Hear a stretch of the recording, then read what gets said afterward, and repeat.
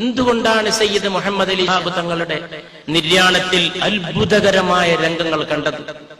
ജനങ്ങൾ പാണക്കാട് വീട് ചുറ്റുവട്ടത്തും കൂടി നിൽക്കുന്നു, മുറ്റം നിറയുന്നു, വഴികൾ നിറയുന്നു, റോഡ് നിറയുന്നു, വീടിന്റെ വളപ്പ് നിറയുന്നു. ഞാൻ അങ്ങോട്ട് പോകുമ്പോ രാത്രി എന്നോട് ചെറുപ്പക്കാര് കുട്ടികൾ പലരും പറഞ്ഞു, സമദാനി സാഹിബ് അങ്ങോട്ട് പോകണ്ട, നിങ്ങൾക്ക് എത്താൻ കഴിയില്ല, നിങ്ങൾക്ക് അങ്ങോട്ട് കടക്കാൻ കഴിയില്ല. പക്ഷെ ചെന്ന് ഒരു ബൈക്കിൽ കടന്ന് ആൾക്കൂട്ടത്തിലൂടെ എങ്ങനെ അകത്തെത്തി എന്നുള്ളത് ഇപ്പോഴും പറയാൻ കഴിയില്ല. അള്ളാഹുവിന്റെ അനുഗ്രഹത്തോടുകൂടി എങ്ങനെയോ തങ്ങളുടെ ദേഹത്തിന്റെ അടുക്കൽ എത്തി ആ നെറ്റത്ത് ഒരു ചുംബനം കൊടുക്കാൻ ഒരവസരം ലഭിച്ചു ആ രാത്രി തന്നെ. എന്തുകൊണ്ടാണ് ആളുകൾ ഇത്രയേറെ വികാരഭരിതരായത്? എത്ര നേതാക്കന്മാർ ഈ രാജ്യത്ത് മരിച്ചുപോയി, എത്രയെത്ര വലിയ നേതാക്കന്മാർ മരിച്ചുപോയി, എത്രയെത്ര വലിയ അധികാര പദവികളിൽ ഇരുന്നവർ മരിച്ചുപോയി. ഒരു മന്ത്രിയാകാത്ത, MP ആകാത്ത, MLA ആകാത്ത, ഒരു പഞ്ചായത്തിലെ ഒരു അധികാരം പോലും കൈകാര്യം ചെയ്യാത്ത ഈ മഹാമനുഷ്യൻ വിട പറഞ്ഞു എന്ന് കേട്ടപ്പോ എന്തുകൊണ്ടാണ് മനുഷ്യർ പൊട്ടിക്കരഞ്ഞത്? എന്തുകൊണ്ടാണ് ഇത്രയേറെ കണ്ണീരൊഴുകിയത്? എന്തുകൊണ്ടാണ് ഇത്രയേറെ ഹൃദയത്തിൽ ചൂട് പടരുന്നത്? ഇപ്പോഴും ആലോചിക്കുമ്പോൾ നെഞ്ചിലൂടെ ഒരു ചൂട് എരച്ച് കയറുന്നത് എന്താണ്? എന്തുകൊണ്ടാണ് കൈകാലുകൾ തളർന്നു പോകുന്നത്? തങ്ങളെ ഓർക്കുമ്പോൾ കയ്യും കാലും തളർന്നു പോകുന്നത് എന്താണ്? എന്തുകൊണ്ടാണ് ഈ ദുഃഖക്കൊടുങ്കാറ്റ് ദിവസങ്ങൾ കഴിഞ്ഞിട്ടും നിലക്കാത്തത്?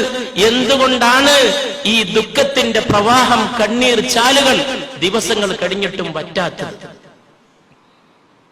സാധാരണഗതിയിൽ കാലം കൊണ്ട് ഇതൊക്കെ മറന്നു പോകുന്നു പറയാറുണ്ട്.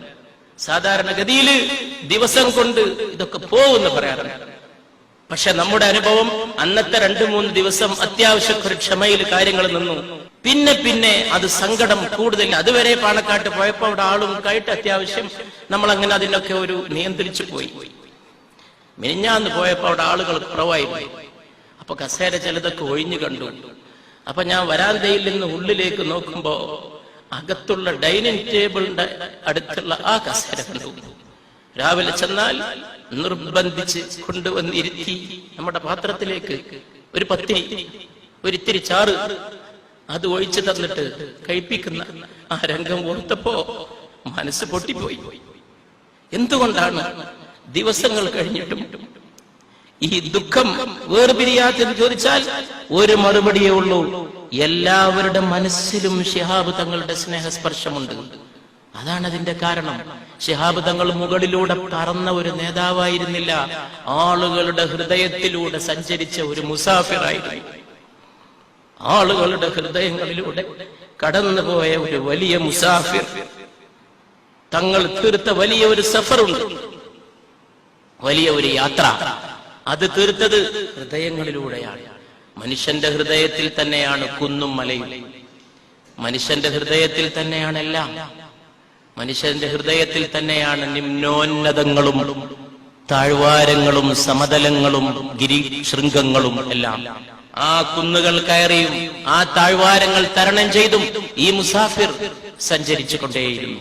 ഈ അടുത്ത കാലത്ത് ഞാനൊരു